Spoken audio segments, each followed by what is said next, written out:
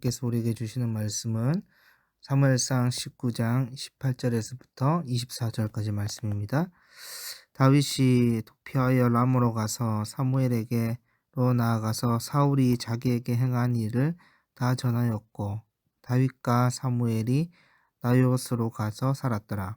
어떤 사람이 사울에게 전하여 이르되 다윗이 라마 나옷에 있더이다 하매 사울이 다윗을 잡으러 전령들을 보내더니 그들이 선지자 무리가 예언하는 것과 사무엘이 그들의 수령으로 선 것을 볼 때에 하나님의 영이 사울의 전령들에게 임하매 그들도 예언을 한지라. 어떤 사람이 그것을 사울에게 알림해 사울이 다른 전령들을 보냈더니 그들도 예언을 했으므로 사울이 세 번째 다시 전령들을 보냈더니 그들도 예언을 한지라.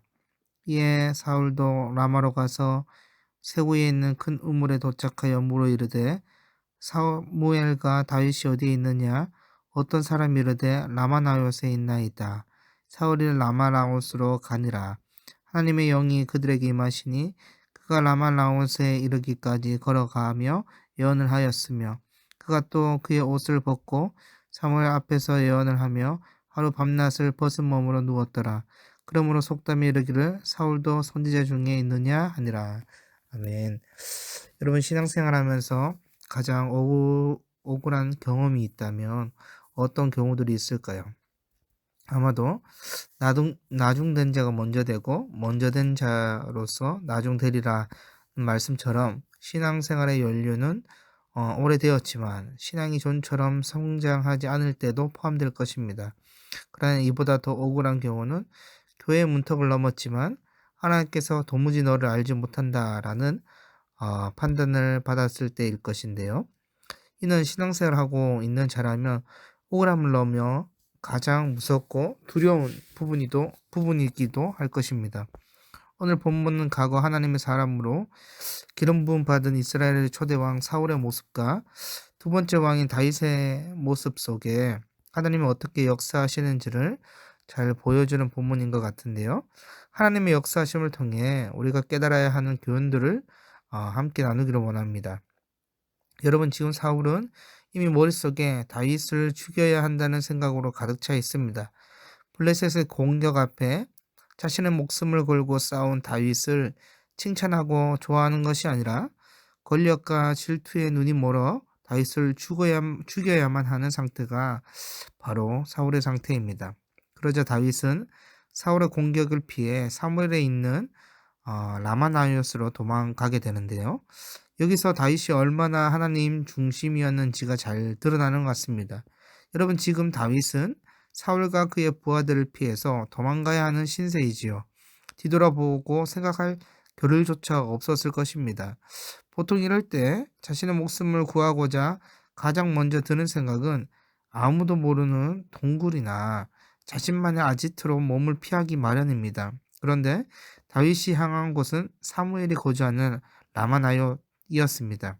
여러분, 라마나옅은 사울이 거주하는 곳이기도 했지만 선지자 무리, 곧 선지자 학생들이 머무는 곳입니다. 지금으로 말하자면 신학교와 비슷한 곳입니다. 이곳에서 사무엘은 하나님의 말씀을 선포하였고 그 말씀을 배우는 선지자 학생들이 있었습니다. 여러분, 이곳은 하나님의 말씀이 충만한 성전과 비슷한 곳이라 할 수 있습니다.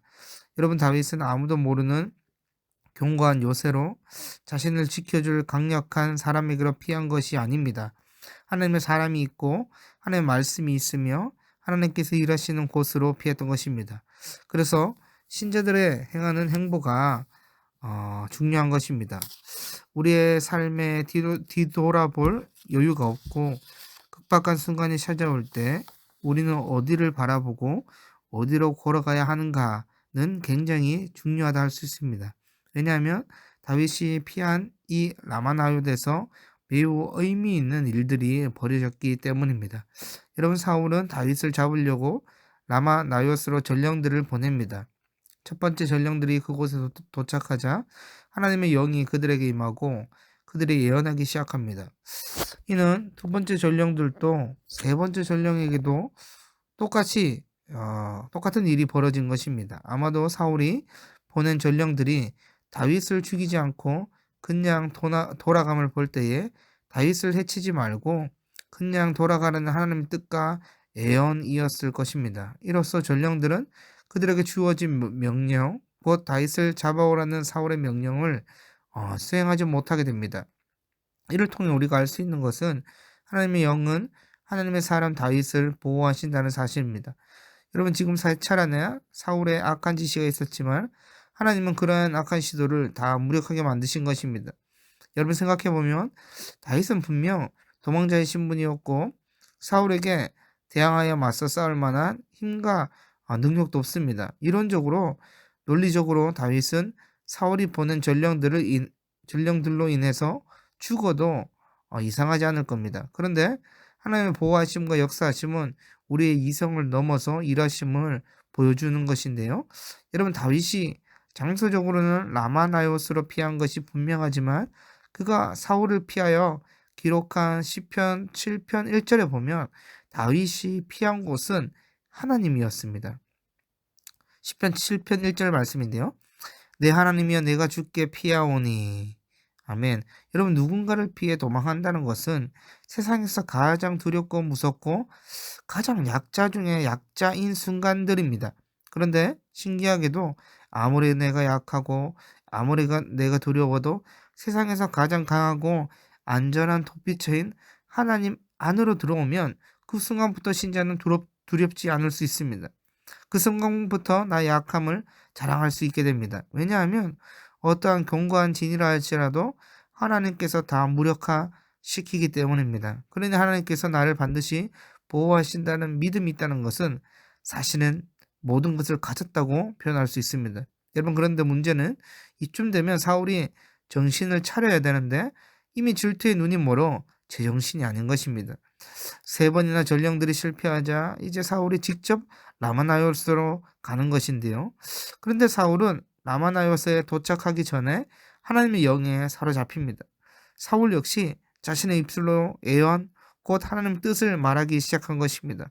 여러분, 우리가 잘 알다시피 사울이 하나님의 영에 사로잡힌 것은 성령의 역사가 아니라 사울의 악한 행동을 하지 못하도록 하나님의 영이 사울의 행동을 무력화시키시는 것입니다.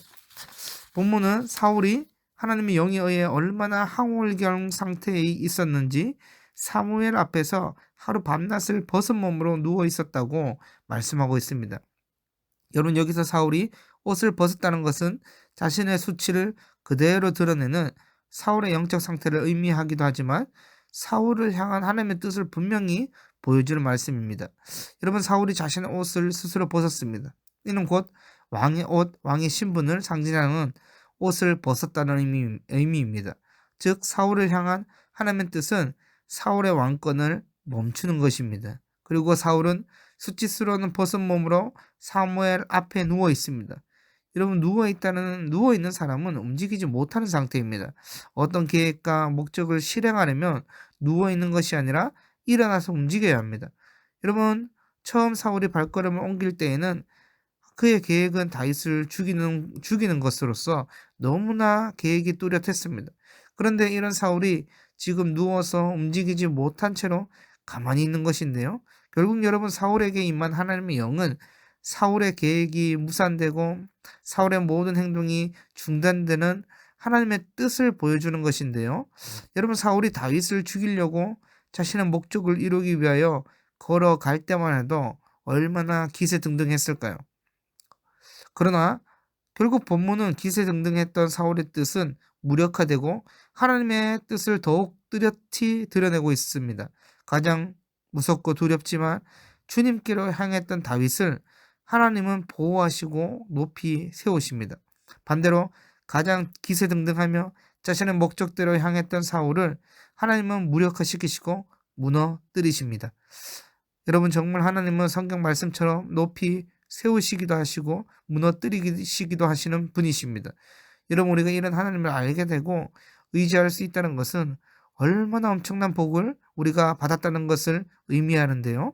그러나 우리가 신앙생활하면서 다윗처럼 한 치 앞도 알 수 없는 안개와 같은 어려움과 기나긴 터널의 인내의 시간을 마주할 때가 인생이 있을 것입니다. 그때 우리는 다윗처럼 라마나요스로 향해야 합니다. 우리의 가장 안전한 피난처 되시는 주님께로 향해야 합니다. 여전히 나의 상태는 무섭고 약자 중에 약자이지만 하나님께서 자신에게 향하는 자들을 반드시 보호하시고 우리의 강함이 되어 주실 것입니다. 반대로 여전히 나는 기세등등하고 강자 중에 강자라 여겨 자신의 목적대로 살아가는 자는 그 계획의 무력함과 무너짐을 보게 될 것입니다. 그러므로 오늘도 우리의 신앙 여정 속에서 항상 주님께로 피함으로 보호하시고 세우시는 은혜를 경험하는 우리 모든 비중교회 성도분들이 되기를 간절히 소망합니다. 하나님 아버지 감사합니다. 우리가 살아가는 인생 속에서 신앙의 여정 속에서 다른 것들을 의지하고 피하는 것이 아니라 항상 주님을 의지하고 그 안에 거함으로 인해서 보호하시고 우리를 세우시는 그 은혜를 날마다 경험하는 우리 모두 될 수 있도록 인도하여 주시옵소서. 감사드리며 우리 주 예수 그리스도 이름으로 기도드립니다. 아멘.